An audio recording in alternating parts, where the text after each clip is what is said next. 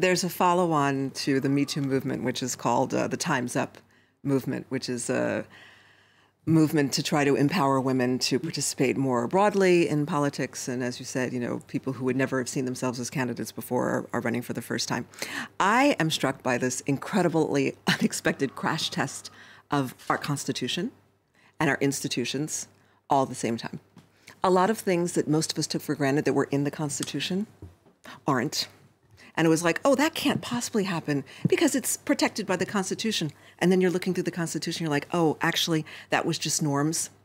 That was just habit. That was just tradition. That was just civility. So, I have to call out Bob a little bit on this idea that, it's kind of been shared responsibility on both sides, perhaps in the past. Now we're 21st century, so let's stay in this century. This president we have now has enabled hate speech. And his enabling of hate speech has led to acts of hate.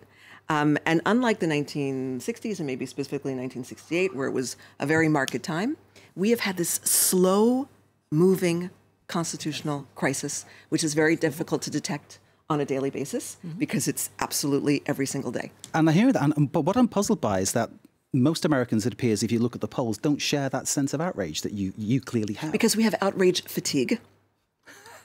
And that's a thing, because you can't stay at that level of, shock and awe eternally. That has to, at some point, there has to be some cooling down.